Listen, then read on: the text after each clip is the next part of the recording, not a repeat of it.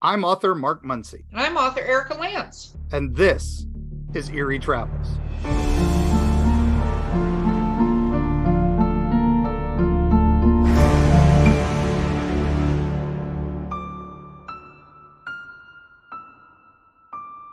And we're back. Greetings, travelers. Thank you so much for Greetings. joining us. Yes, yes. You just said we're back as if we were somewhere right then, but we weren't. Technically we've been gone, because in between episodes we don't exist. It's one of those. We're not a real thing. No, exactly. It's like when you put the book down and the characters, are they still alive? Are they gone? It's very Purple Rose of Cairo here, type thing. So Well, you got very, very metaphysical right at the beginning of this. Like just painfully metaphysical. But hey, I was super excited. Did you see in the news?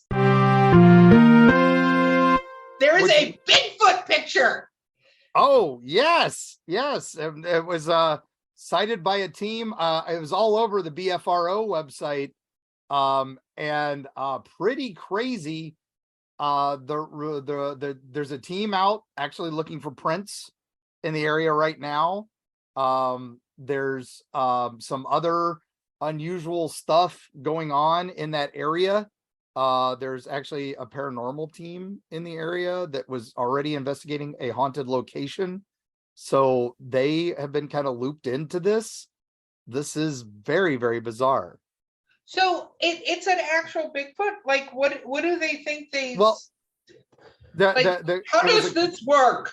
Okay, so this was a sighting that they're reinforcing a sighting that just came to light. It's pretty interesting because it's actually not considered a Bigfoot. The sighting that I was told it is considered, quote, an alien ape-man humanoid, which I love that term. I think that's what I'm going to start calling all Bigfoot. How is that different than Bigfoot? Well, because it's a different description. And this is actually in Lawrence County, Kentucky, which is my backyard along Blaine Creek. This is where our land is that we studied for Erie, Appalachia. This is where that's our trailer, our family home, where the home of the bench leg is. So, but the original sighting, I guess, was 2020. And I've got the report. It was my mom's home where I grew up. It's situated in the middle of the Appalachian Mountains. True. No houses or neighbors within a half mile of her. There's a lot of nothing up there. One night, her dog was barking, whimpering, and growling, wouldn't stop. The dog was pacing back and forth. After 30 minutes, she grabbed a flashlight to go outside. No animals were messing with the trash cans, so she figured her dog was, chasing a raccoon or something. And then she said she went to turn back into the house, and that's when the little girl saw it behind her mom. Said it was standing on its hind legs, and it looked like an animal's, but the front looked more human. It had patches of long, light-colored fur all over the body and legs.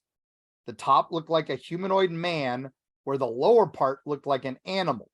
The face was very odd, and she called it an alien ape man. She said it stood about 7 feet in height and was very muscular, and they both stood paralyzed with fear as they shined the light on it, and it looked at them. Then it ran on all fours out the yard towards the back and up the mountain.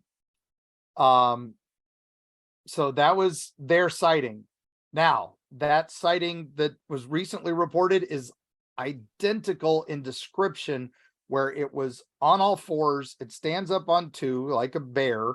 But it's about 7 feet tall, maybe even 8.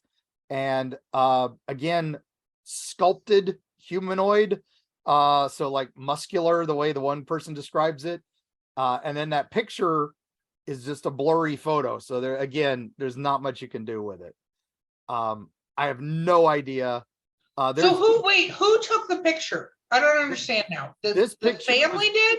No, that family is in that area. And okay. So this was that team, when they were researching this to see if there was any history of sightings of this thing, they found that story and that family came forward with it. So it's interesting because it's so different than any other Bigfoot sighting that the BFRO has been researching. So I just need to clarify because I'm not a Bigfootophile. Is that what they call them? What do you call people who are obsessed with Bigfoot? Like Squatchers usually. squatchers? Is that a real thing? Yes. Sasquatch enthusiasts are called squatchers. It's like Oh Trekkies. my God. You know, Okay, I have to learn something today. or cryptozoologists if they want to be serious. So, okay, well, okay. But so they think this is not Bigfoot, like they don't think this is what people have seen or call Bigfoot. They think this is something different than Bigfoot. They think this is something different. And the fact that its head is very misshapen, and that, you know, they were even kind of hints at Roswell style alien head, you know, but with fur. So and of course this is right on that West Virginia Kentucky border, so it's Flatwoods monster territory is not very far, and all that, so it could be something new and unusual. The fact that it runs on all fours makes me think it's a bear with mange, but the fact that this has been seen numerous times in the same area in just the last 3 years makes me a little interested, because it's not something commonly reported in that area. That area has had some Bigfoot, but not like that. Well, you know, I'm kind of wondering too, just, I mean, side note, and then we can go on to the actual reason we have an episode, but Oh, yes. Is that I wonder if people like this is a mutation, because that's one of the things too, is, I mean, to think people aren't messing with mixing animals together. I mean, I hate to say it, the Nazis did it all the time. Like they created animals. That area is along the Big Sandy River. Like I said, it really goes right along the West Virginia Kentucky border. There are a lot of coal factories and a lot of coal mines on that riverfront. There's the train line that goes right through there. Ashland Oil's headquarters is there. But also this is where we get Calgon. You know, Calgon Take Me Away comes from a chemical plant on that in that area. So there are some unusual things. And like I said, it's so funny that this is right in my backyard and I hadn't heard anything about this, even while we were up there back in October. Failing cryptozoologists everywhere. And you know, now I will know what to look for when we go back up for Mothman Festival later this year. So that's very cool. That sounds like absolutely what I want to be doing, is hunting. No. But speaking of unusual things, ooh, I have another listener story. Yay! We love listener stories. Okay. Yes. We love our listener stories. And if any of you out there have a listener story, you know, something, an encounter that you've had or have heard someone who's had, and you want to document it, please drop us a line. The email is at the website, erietravels.com. Right up top's the big blue buttons to send us an email. And we will be happy to tell you. If you don't want us to tell it on, you know, online, that's fine too. But if you're willing to let us tell it, let us know. We'd love to. So this one is kind of appropriate because I believe ties into what we discussed offline, that you've got a story that fits this. So I'm going to get right into this and read this, because this is a great story. So and it's from a listener named Becky. So, now, this is what Becky was a child. When Becky was 6 years old in 1978, something scary happened. Quote, "When I was a kid, I saw what is now called the Hat Man. The Hat Man I saw talked to me." Ooh, wait. Before you get into the actual listener tale, let's talk about what is Hat Man. Like, what is the Hat Man? All right, the Hat Man is something we're going to have to do a deep dive on at some point, because it is an incredible phenomena. Thousands of people are witnessing this. It is similar to what some would call a sleep paralysis type creature. It generally sits in your room late at night and has a broad hat, and it is completely dark, just like deepest shadow you have ever seen, and will fill entire corners of your room. So it's super tall, can reach over you. So, it was what inspired the Babadook. The Babadook. Yes, the it was Babadook. inspired by Hatman tales.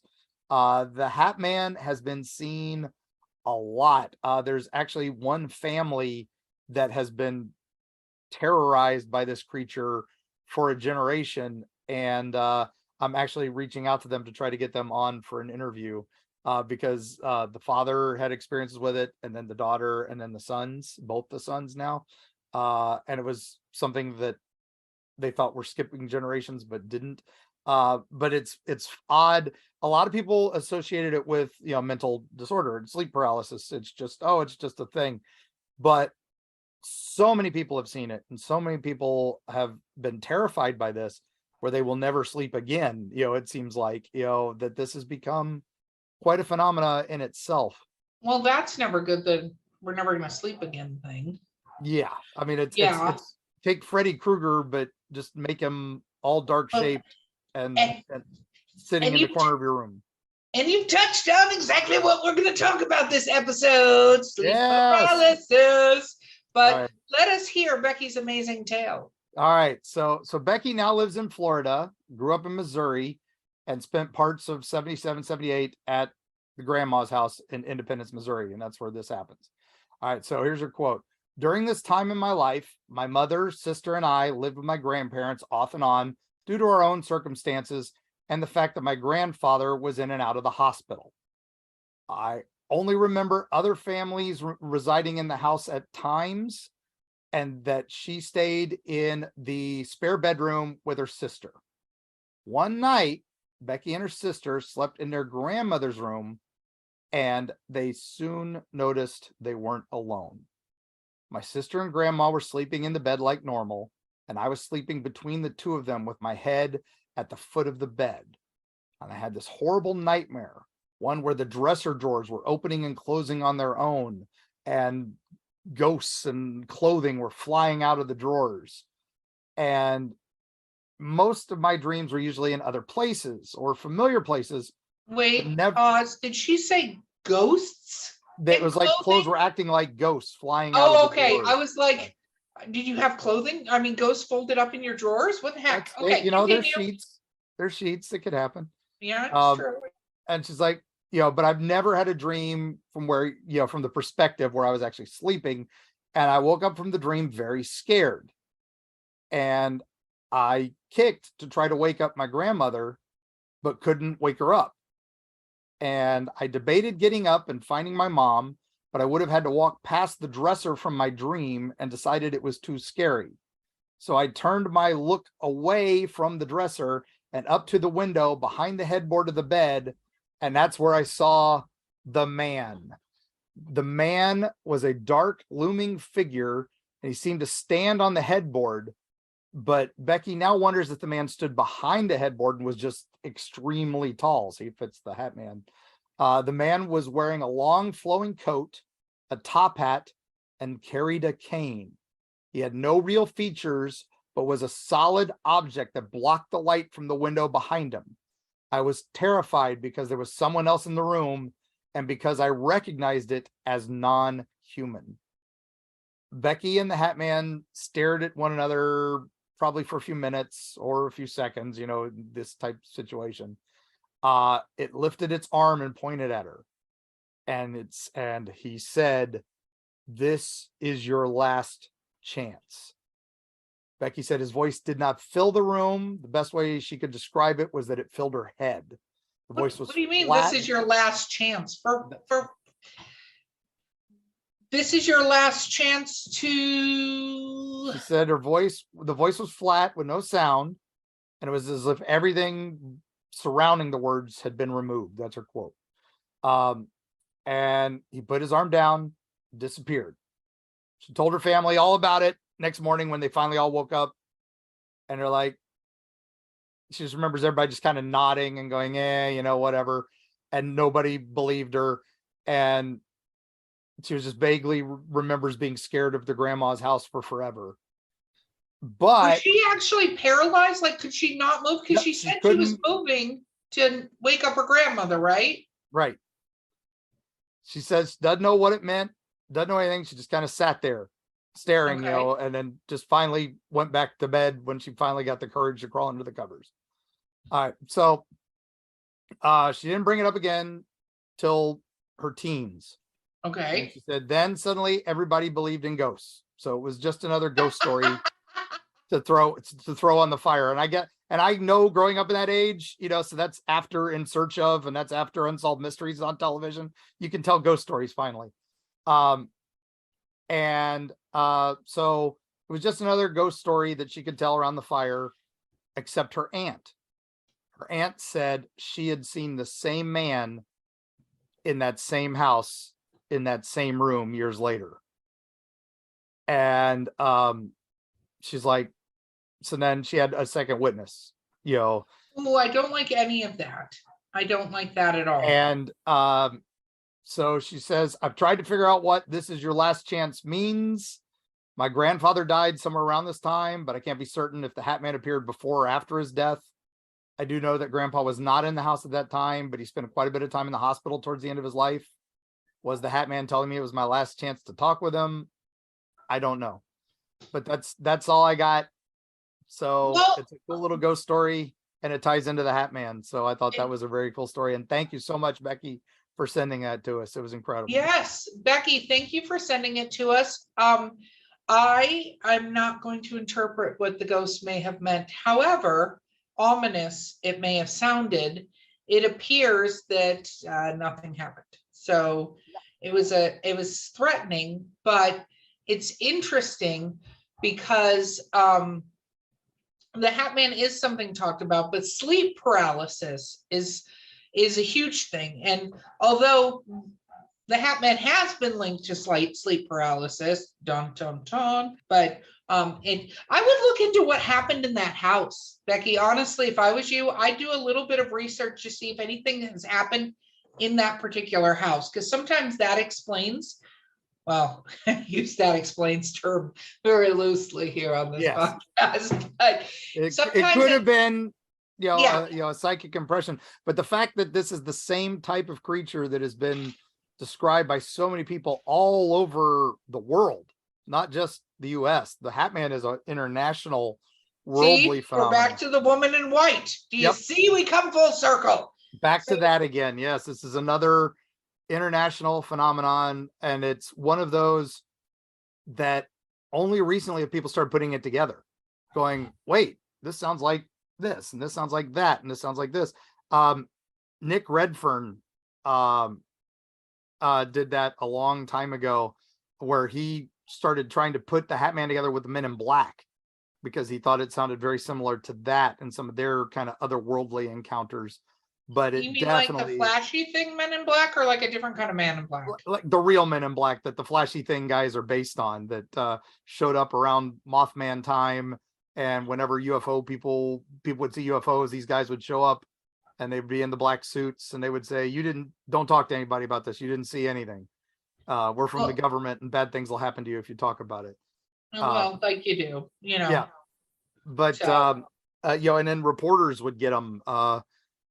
Famous Mary Hale, who was one of the ladies who was reporting the Mothman phenomena and all the UFOs that were being spotted around the same time. She had visits from these guys who would talk with emphases on the wrong syllables, like the wrong emphasis on the wrong syllable, if you get it.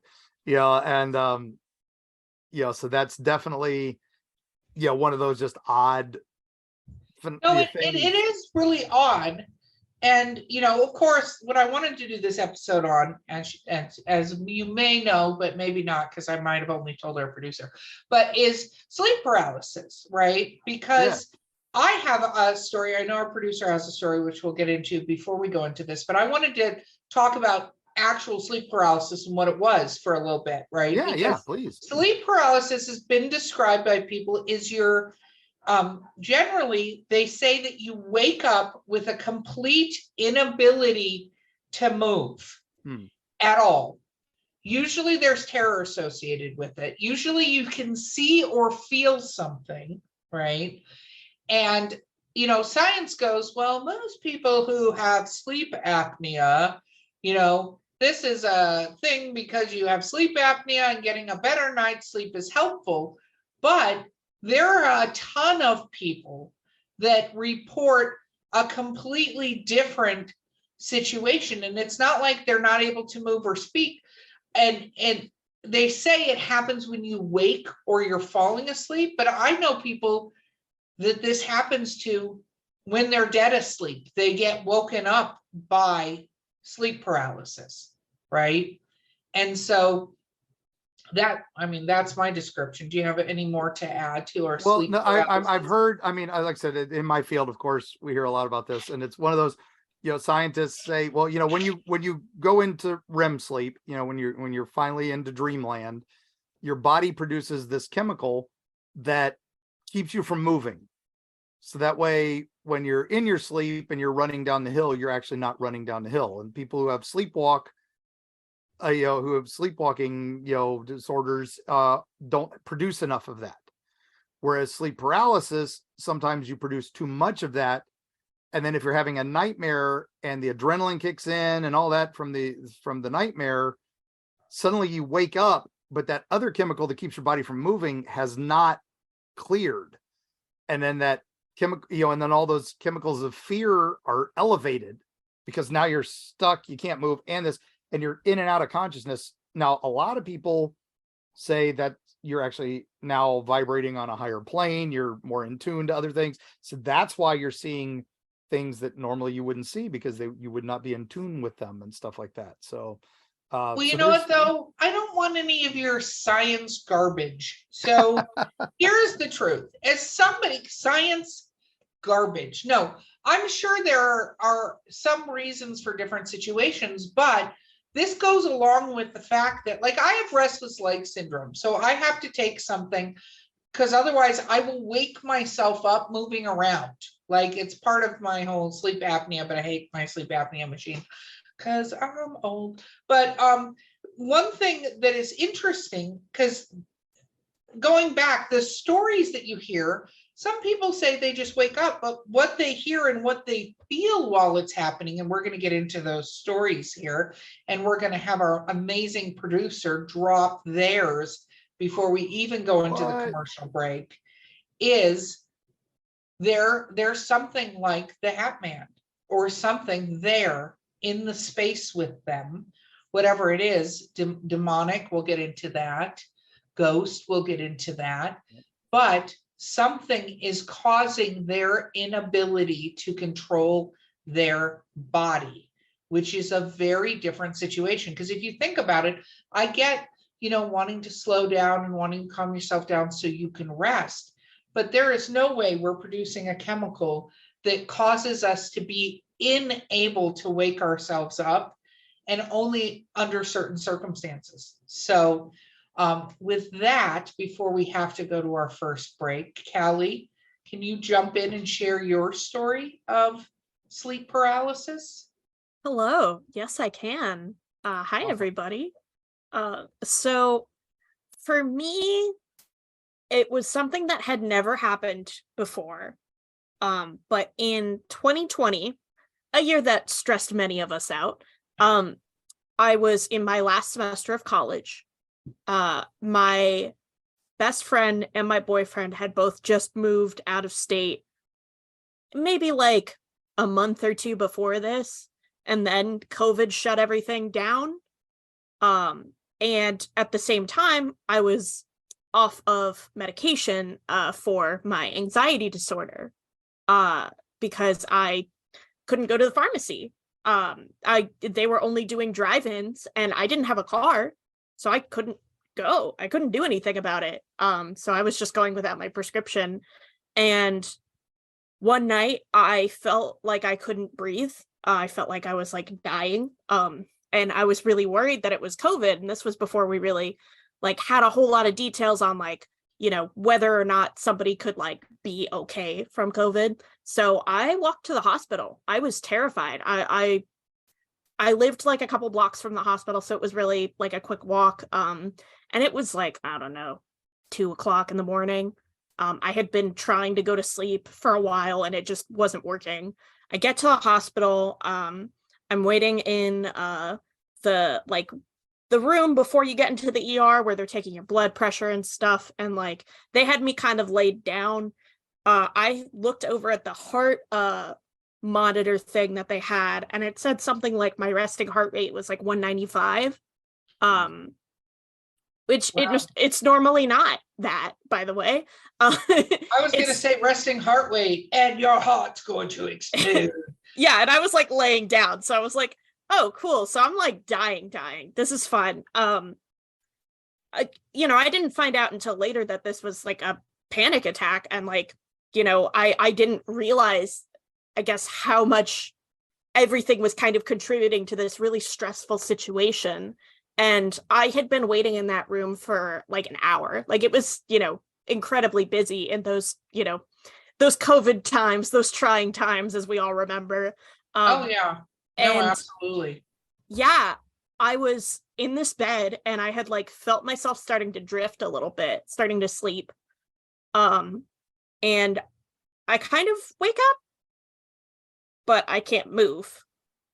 But I could still hear the heart monitor just kind of going crazy. And like, I like look at it, or at least I like try to move my eyes towards it. And like, I see the red, and then like, I look in the corner of the room, and like, I don't know, there's like this big, tall, shadowy thing standing there with like these two red eyes, like the same color as the heart monitor. And I was like, oh, I gotta get out of here. This is awful. And so I like heard the heart monitor start to go even faster than it was before. And so like, I'm trying to get up. I can't move, and I don't really know why. I was like, am I just attached to this blood pressure machine or something? Like, I don't know what's going on. And I see this thing just kind of like nod at me, and like, it comes closer and closer, and it's just like slowly walking towards me, and I'm like trying to get out, and I can't like get away from this thing that's coming towards me. And it got like, I want to say like maybe an inch or two from my face. Oh, like, my goodness. It got really close to my face, and then it just became like this puff of smoke, and then I woke up. Do you think you woke up, or could you move? Like, what changed that made you think, I'm just asking, that you woke up? I don't know. I really don't know. I just felt in my head that I had woken up, like that I could move again. And suddenly like the blood pressure machine wasn't attached, and like my heart rate monitor had gone down a little bit, and then the doctor walked in, and I was like, okay, okay. Wow. Had this ever happened before? No, never in my life. And it hasn't happened since then. And I've had, plenty of panic attacks since then. I mean, I have anxiety. That's a pretty classic thing with it. It's par for the course. Paranormal encounters before in your life too. So that too. And we'll get into that in a different episode. In another episode when we're all talking about past traumas. Yeah. It's a shame that your father was unable to come drive and take you to the hospital. That's terrible. He's a piece of jerk. Yeah. Total butt. Yeah. But I think that what you just said, and thank you for sharing your story with us, of course, is exactly how several people describe these kind of encounters. And it's interesting because that sounds, they call it the Hat Man, but it sounds like there's something there. And I know we're going to take a quick break, but I'm going to get back because there is a very interesting theory. There's two theories actually as to what that is. So I think we have to take a break, and we will be right back, after our commercial overlords with Eerie Travels.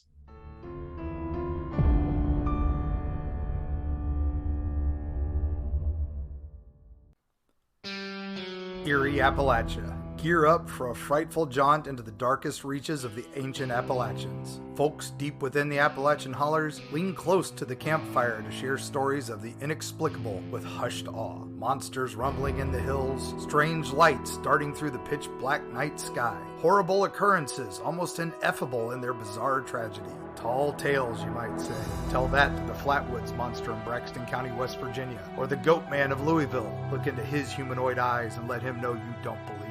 what of those apparitions in Mammoth Cave's Corpse Rock, or the Satan spawn known as the Jersey Devil? How do you respond when confronted by these mysteries? From the metaphysical energy that swirls near Serpent Mound in Ohio to Point Pleasant's Mothman legacy, Mark Muncy and Carrie Schultz explore the dark history lurking in the shadows of Appalachia. Read by Mark Muncy, author and experts on strange folklore with appearances on shows such as Ancient Aliens, The Curse of Robert the Doll, and many, many more. Greetings, mortals and others. I'm Dick Terhune, the voice from hell. I work with haunted attractions all over the US, Canada, and Europe to increase audiences and enhance their experience with highly effective commercials, narrations, animatronic character voices, whatever your dark heart desires. Let me help you do more, scare more, profit more. Find out more at Voice from Hell on Facebook and at voicefromhell.com. The woman in white and a hat man are dating. Could you imagine that relationship? Here's the deal. You go scare the shit out of people in their bedrooms. I'm going to jump in front of cars. Yep. Let's do this. And then we'll meet at McDonald's later. Yeah, I was going to say, do you think they get together at the Ghost McDonald's? No, it's got to be IHOP or Waffle House. It's got to be IHOP or Waffle House because that's all the late night. You get in there, you don't know what you're going to find. So it's got to be Waffle House because I'm willing to bet that hat man throws hands every time a guy miscooks his eggs. This guy will go and fight the chef because the eggs aren't runny. Oh my God, that's terrifying. Oh man. We're back. Is terrifying. Oh yeah, no. Oh my goodness, we're back. Okay. Oh geez. So okay, we're talking about sleep paralysis. So this is I actually have a story from a friend of mine. And his story was very interesting. Unfortunately, he's passed. I miss him dearly. But he did not die in his sleep, but he told me the story. So he moved into this condo in Florida, a condominium, and he noticed what he called a ghost cat. So it was what he would see is what appeared to be a little black cat run past him in the living room and into the bedroom. Anytime this happened, though, and he saw this cat, he would wake up in the middle of the night feeling like something was sitting on his chest, unable to move. And this is one of the phenomenon from sleep paralysis, is feeling like something is holding you down or holding you in place. But even though it was on his chest, he could not move any part of his body. And he felt like he couldn't catch his breath. Right. And this happened, and it turned out that there was an elderly, very grumpy man that had passed away in this particular condo before he moved into it, that was the owner of a black cat. But it was all the time. And so he would try to sleep in the bedroom, same thing would happen. Try to sleep in the living room, same thing would happen. Try to sleep in the guest room that he had. Same thing would happen. If he saw the black cat, it would happen. So he told us, me and when his sister is a very good friend of mine, and he told us this story, and she stayed in the condo one time with him, and it happened to her. Wow. Okay, I was going to say, is it just him or is it? No, okay. It wasn't. And on top of that, it happened to her daughter, who was 6 at the time, woke up with this thing. And when she described it, and it's interesting because I think anyone who's had sleep paralysis, please feel free to share your story with us, said it felt like somebody was holding them down with a wet, heavy blanket, like a blanket had been soaked and was holding them down. And what is interesting is you can do a little research on the term blanketing, being blanketed. Yes. Right. And so where this goes to, I promise we're on a journey together. We're going to get there. Loving but it. Where this terrifying thing goes to whether or not you believe that you as a spirit are different than you as a flesh sleeve, you know what I mean? And is this person or thing trying to take your body from you? And that goes in several cultures. There's the Gullah culture has what they call the buhag, which is South Carolina, North Carolina, and they have a phrase, being ridden by the hag, and that's what it is it sits on your chest and it is sucking your soul out of your mouth, and then because it's going to steal your skin, and that's when you see a guy who's just kind of like that, he's being ridden by the hag. Boo hag has taken over his body, and then there's Indian from India, they have a very similar creature as well that supposedly steals your breath by sitting on your chest. And of course, Stephen King did it with Cat's Eye, with the cat actually protecting us, but it was because the legend was the cat stole your breath. So the Egyptians. It's interesting because the terror and the helplessness that you feel when this is happening, when somebody describes having this sleep terror happen to them, right? The sleep paralysis, this terror is like you're not in control and you're being forced, which leads you to wonder, right? Or at least leads me to wonder whether or not that is a possibility. Could somebody actually do that and take it, right? Mm-hmm. Or do they just think they can, and that's how they control it? Because it happened with such regularity, right? That he would prepare himself that was going to happen if he saw the cat. And sage, all that other stuff didn't work. But whatever this thing was, it made him feel like he wasn't breathing anymore. And it wasn't that he wasn't breathing, but that's what it made him feel like. Again, with sage and things like that, I always tell everybody, you get out of it what you put into it. So if you go into it with any doubt, it's not going to help. So it's well, and like what does sage get rid of? That's the other thing, is does sage only get rid of ghosts that are lingering? Does it get rid of malevolent spirits, negative spirits, or does it get rid of demons? Does it get rid of who knows? We don't know. It's been told to us by lots of medicine men, shaman, and Wicca and all that, but that doesn't necessarily mean it's handed down anything. It's these are it's recipes. Yeah, it's cleansing, but again, you do have things have to be believed, which leads me to my growing up in the 80s.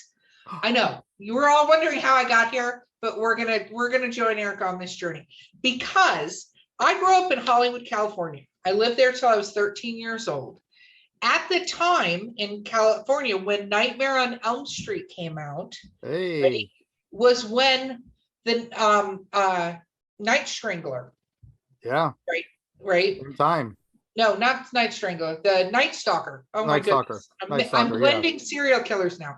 The Night Strangler. No, the Night Stalker, which is Richard Ramirez, was killing people in California. And if you watch the documentary on Netflix, which is brilliant, because in the 80s, we did not have the internet. So, a lot of our stories came from local news, and they came from newspapers and magazines. Like, that's how you got radio programs. That's how you got your news, right? Yep. And sometimes days later, weeks later. Yeah.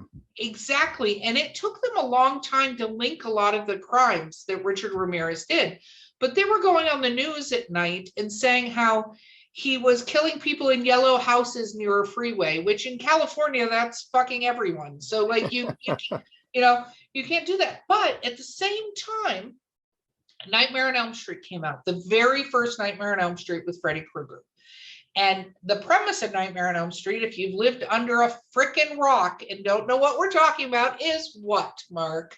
He was a janitor who was a pedophile, and he was burned by the family when he was acquitted. So he now haunts their dreams of the kids and kills them in their sleep to gain more power. So exactly. So the entire premise of this is he's in dreams, and he'll kill you in your dream. And if he kills you in your dream, you die in real life. That's the premise, right? And Johnny Depp. So I'm setting the stage. I hope you feel like a stage is set here, where people are terrified because there is a killer loose in California that is killing people randomly.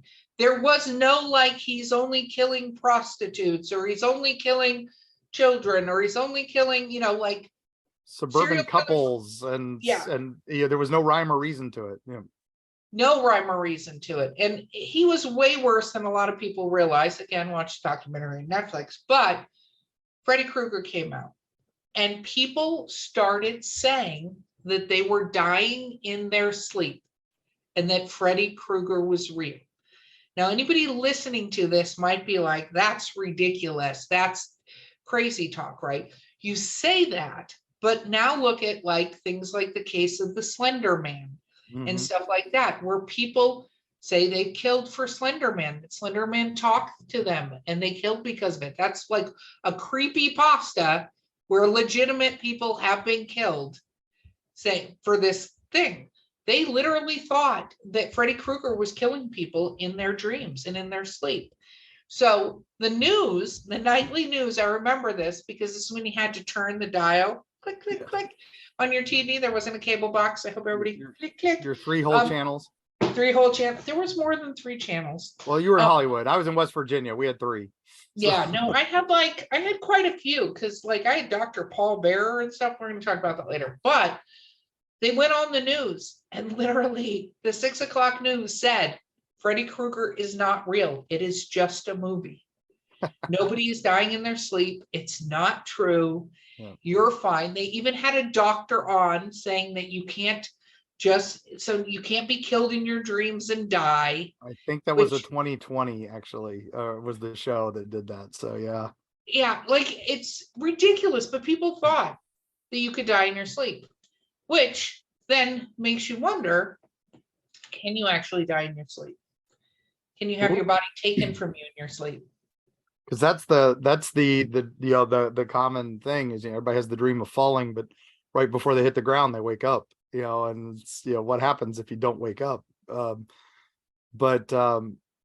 it's funny because dreams are just a whole nother, reality situation anyway, because so many interpretations of them and all that, and so many things happen in dreams, and I've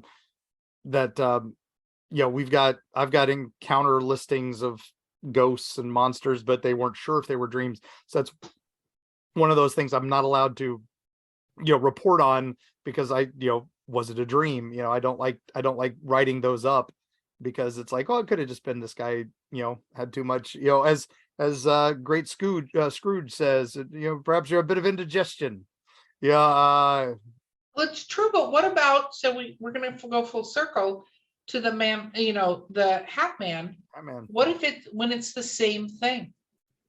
What if it is when they see the same thing? And people have reported these things, seeing these same things, that never had heard the stories of other people. Right. A lot of these people didn't even know what Hat Man was, and they tell these Hat Man stories, there's the great show, Evil, has a great sleep paralysis demon in it named George, who, hi, I'm George, I'm your sleep paralysis demon.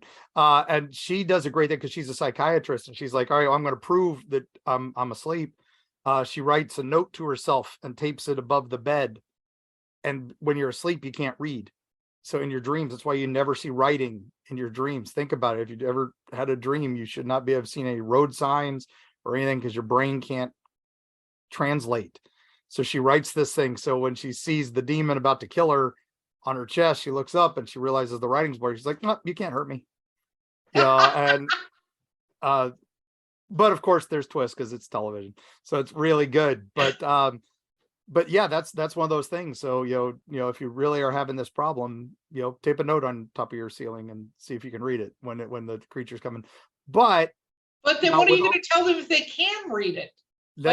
We're going to get a bunch of listener stories of people telling us how they can read in their dreams, or they've read letters or things like that. And then we're going to have to go down a whole rabbit hole on whether or not that's accurate. Science is weird. You should not be able to read in your dreams because that part of your brain doesn't work. So during that time, but there are weird things. My brain's weird. I have epilepsy. We don't know how it works 100%. So, it's that we're still learning stuff like this. Now, if you would like to experience a sleep paralysis without the demon side of it. Well, how do you know it's without the demon side of it? Well, this okay, one, can we watch false disclaimers on this show, Mark? Because Okay. if somebody has a demon encounter because of where we tell them to go. There is a bed and breakfast, a famous bed and breakfast in St. Augustine. So this is our travel for this week that would tie in with this. And it is the St. Francis Inn. It is one of the oldest bed and breakfasts in America, still operating. It predates Plymouth Rock by about 50 years. It was built in the 1580s. It's still around. Wow. It's pretty crazy. But the ghosts there are numerous because it's been around so long. But most famously, there was a young couple there. It was a young girl named Lily. She was a servant there, and she was in love with the young master. And they were told that they were going to be allowed to be together after their tryst had become known. The father was not really happy about this because wanted his son to become a soldier and marry into the family and all this stuff. Well, anyway, long story short, he's offered her money and told her to leave, and she left. Okay. Supposedly. But we think now that she didn't take the money and leave, and that she was murdered, because her spirit is seen there, and there is a room there called Lily's Room, and you can book this room. Tell them Eerie Travels sent you, and paranormal teams line up to get this room, and people looking for a haunted honeymoon, this is your place. It's a beautiful inn, Lily's Room. The reason people get so much activity there, Lily tends to get jealous of ladies, and she will, like, if you leave your makeup out overnight, she'll dump your purse into the sink and run water all over it. She'll pull hair, she'll do all this stuff because she wants to spend time with the man. And so if you are, did you just recommend this to our listeners as a honeymoon spot? Yes, it's popular for people into paranormal because they want that experience. They don't care if it's not exactly romantic, because this is what happens is she will become like a sleep paralysis attack on a man. She will climb on them and hold them down while she kisses them, and men claim that she's like starts like a warm caress, but then is suddenly a bit more severe as she leans in for a kiss, and then they smell jasmine as she fades away as they wake up. So it's called the haunted embrace. That in their little tagline at the hotel. But now it's in one of the America's oldest city. So of course every bed and breakfast there says they're haunted. Every bed and breakfast there has a ghost story. This is just one of them. This is probably one of the most famous ones. Have you ever stayed there, Mark? Have you ever been caressed? I was Jasmine? not caressed. I'm not her type, I guess. But St. Augustine is full of ghost stories, and Callie's already been on once, but Callie, do you want to come on and talk about your St. Augustine encounter? Now's as good a time as any. When I was about 8, I think, my very cool dad took me on this ghost tour in St. Augustine, which was really cool. I was very into spooky stuff as a kid. Like, there were a couple Halloweens where I dressed up as Wednesday. Like, I was just very into the whole Halloween thing and everything spooky and ghosts. Like, obviously, can't imagine where you get that from. Clearly, I grew out of it too. It's great. But yeah. So we were on this tour, and I don't know. I was 8. I got bored a lot. They were standing over by, I believe it was the Huguenot Cemetery, which is just outside of the big city gate in the city. And I don't know, it was nighttime, but I was like, I'm gonna walk over this way. And so, like, I'm just walking, and I don't know, I see this little girl.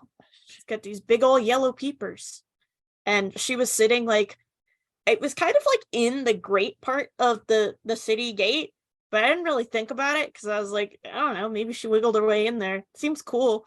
She was telling me to stay away from Yellow Jack, and I was like, okay, cool. And I saw the tour group was starting to come over there, because they were heading back. And I told Dad to ask about a girl in Yellow Jack. I was like, what's Yellow Jack? And then the tour guide was like, did you just talk to a little girl? And I was like, yeah. How'd you know? She seems cool. And he was like, she is the daughter of there was like some guard or something at the front of the city. And yeah, and he would warn people against the yellow fever that had infected the town. And apparently the yellow fever spread and he ended up passing. But his daughter, who was, around my age, because I was like I said, like 8, she would stand there and tell people about it too, until she also passed away from yellow fever. And yeah, I had a full-on conversation with her, and I fully remember her. Like, she wasn't translucent or nothing. She looked like a real girl. And like, I don't know, to this day, going to St. Augustine, I get the Wiggins a little bit, it's weird. And what they called yellow fever back in the day was Yellow Jack, because they didn't call it yellow fever. So, well, which is really interesting and gets into a whole other set of topics we will eventually go down the rabbit hole on, for sure, about ghosts with warnings, because I think it's interesting yet horrible. Which goes to, is this ghost stuck here, or is there an imprint of her stuck there? Because it's an amazing story, but I go, is she stuck there? Because that would be a horrible eternity, that you're stuck warning people about yellow fever. Particularly tourists in St. Augustine. Yeah, that would be absolutely tourists in St. Augustine. All I know is I made a cool friend. Yeah. We worked her into the haunt one year, because we always did local haunts, local stories in our haunts. So we worked in the gatekeeper's daughter, and because of Callie's story. So okay, well, good shameless self-promotion of your no longer existing haunted house. No, the Hellview Cemetery. Callie, that was awesome. Yeah, thank you. Callie jumped on twice this episode. I know. Well, I don't know. I see a lot of weird stuff. And the listeners want more, so we'll you'll be on more and more. So yes, and please send us your stories. We'd love to hear them, because I know we've just barely touched the surface of sleep paralysis. And the Hat Man. Yeah, we will definitely do more on Hat Man. I've got that. Once that family agrees, we're gonna have them on ASAP. So that will be amazing. Yeah, a generation of Hat Man stories. I can't wait. Things to take away from this: sleep paralysis. I don't care what you say, science and your science-ness. There's more to it than just simply your body and chemicals and crap like that, because that doesn't explain a lot of other things. Freddy Krueger is not real, even though that first movie was terrifying as crap. He is not real. And if there's a serial killer in the area, don't tell them that he goes to yellow houses along the freeway in LA, because there's only yellow houses along the freeway in LA. This is bad advice. So that is my thing. And thanks again, Becky, for your amazing listener. Yes, Becky, thank you so much for letting us tell that. And we can't wait to hear more. I'd love to hear your aunt's encounters. If you can get that from her, we'd love to follow up and find out what her encounters in that same house were. Although they do, I know you said they sounded very similar and were, just a few years later. But we love that stuff. And we also, for that team that's on the ground out in Lawrence County, Kentucky, hey, keep us posted. We'd love to hear a follow-up on the ape alien humanoid. That's a new one on me. I'd never read that in a headline on the BFRO report. So very cool. We've got a few more reported sightings of Bigfoots around, but nothing that I can really go into. But we will definitely be doing a Bigfoot episode very soon, because we've had because I think we're going to the Bigfoot con, so we might have to get some Bigfoot experts on the Bigfoot show to do the Bigfoot thing, because everybody loves the Bigfoot. But Yeah. I know we have lots of cool stuff coming up, but we'd love to hear from you. And thank you for listening to us here on Eerie Travels. And Mark, who's going to play us out?